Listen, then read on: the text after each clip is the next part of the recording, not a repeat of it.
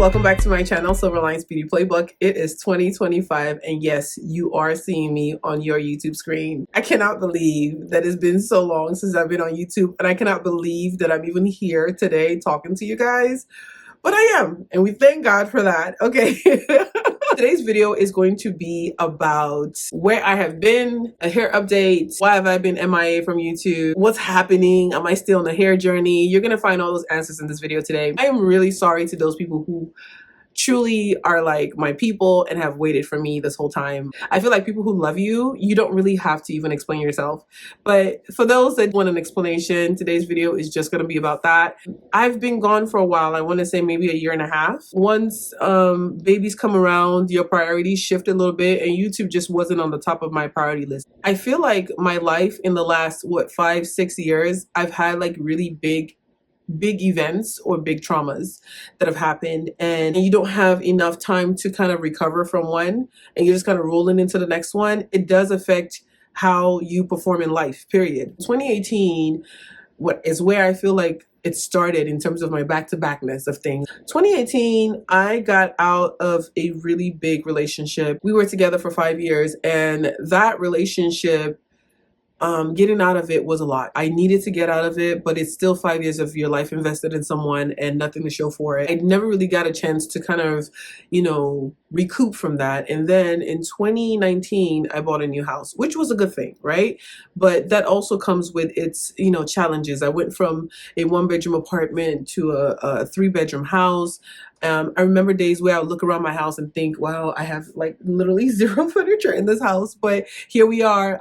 But I bought the house because one, it was the very next step in my life that I wanted to take, and two, I knew that I was going to have a family at some point, so I needed the space. If you ever buy a house and you're like me, where you go from a 1-bedroom to a 3-bedroom house, take your time, because if this is your forever home or you're going to be there for a while, don't allow the pressures of society make you feel like you're not doing the best when you look around your space. You are doing the best you can, and that is more than enough. 2020, of course, we all know COVID hit. That was another like readjustment. 2020, I want to say ending of 2019, I walked away from another relationship, which I thought that was the relationship I was going to start a family with, but I did lose a relationship in 2020. 2020 also was the same year that my sister got into this big accident in Thailand. That was a big shifter for me. And then 2020 COVID hit, and that was the same year that I was planning on getting myself prepared for my family in 2021. So there was a lot of pieces, and I was literally just rolling with punches. 2021, of course, I got pregnant.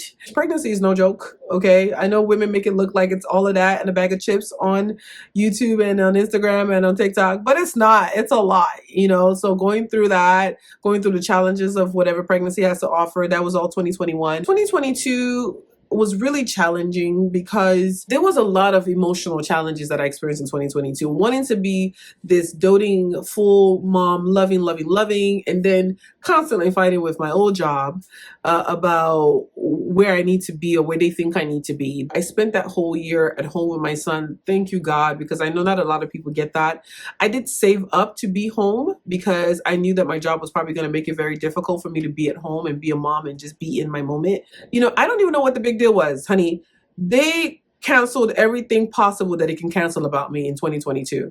They canceled my flight benefits. For anybody who doesn't know, I am a flight attendant, and I was a flight attendant at the time with that particular company. They canceled my flight benefit. They canceled my pay. They canceled my health insurance. Almost like I was being punished for having a life.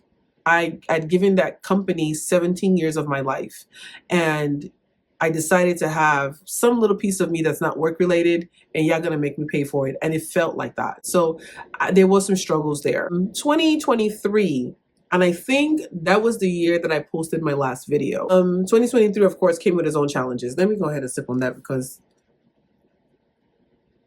I got a new job in 2023, which I will call right now a dream job for me. Delta was my dream airline, and it's still my dream airline. Some days I pinch myself and I cannot believe that I got that job. But for you people that don't know, I got a job with Delta Airlines. I've been trying for 10 years, and even when I told my family and friends, they were just like, Where's the paperwork? We don't believe you. This is the same Delta you've been trying for years and years and years. 2023 started with my old job again threatening me with letters of you need to come back to work. And honestly, I needed to go back to work because the money was getting really tight. I spent 2022 at home with my baby and was living basically on my savings. That towards the end of 2022 into 2023, things were getting really tight. And I was like, okay, I do got to go back to work at this point. You know, I didn't feel emotionally or mentally ready, but that's what life hands you. That's called adulting. So we do it. Same space. I was applying to Delta and I got Delta and I left a job. I've been at that job since I was 19. It's a bittersweet moment because that was my first introduction into airline and aviation. In the same light, there was like, okay, there's this new beginning that's starting. Let's get into it.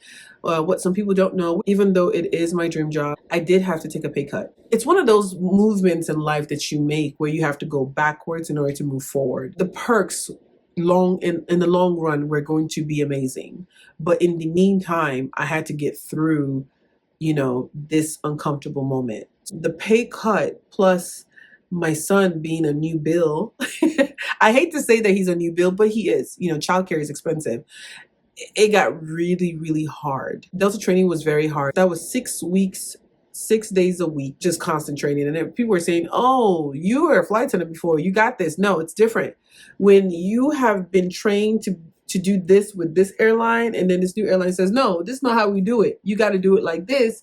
You have to reconvert all that information. And that was hard. And that was me coming back into the workforce as a new mom.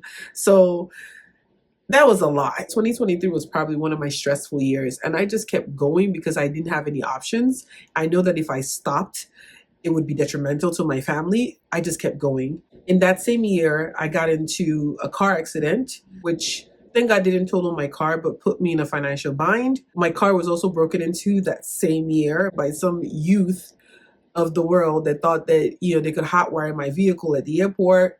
That broke me something serious.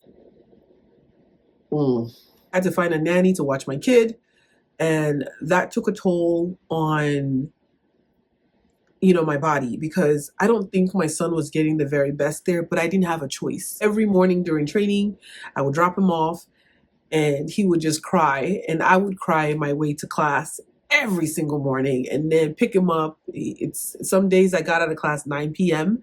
He's barely up, but I'm picking him up and I'm trying to make sure he's fed enough so he can go to bed. And we were just in this really like hustle stage. Get through it with me, baby. And he did. We got through it. I know he would probably never remember the moments, but I do. So I got out of training, and the first 4 to 5 months with Delta, I was based in New York. The longest I was away from my son was probably 2 weeks not seeing him, and he was stuck at the nannies. That was hard. That was really hard. 2024 was a better year. Again, me trying to stabilize. I think 2024 was the year where it was almost like a resting year, where I got to catch my breath. But what also happened in 2024 was a lot of hair loss. So I'm saying all of those things to say where I am right now with my hair journey. I think the last time I spoke to you guys, I told you guys I was no longer on a hair journey. I was living a relaxed hair lifestyle. I am officially declaring that I am back on a hair journey because my hair has taken a serious hit.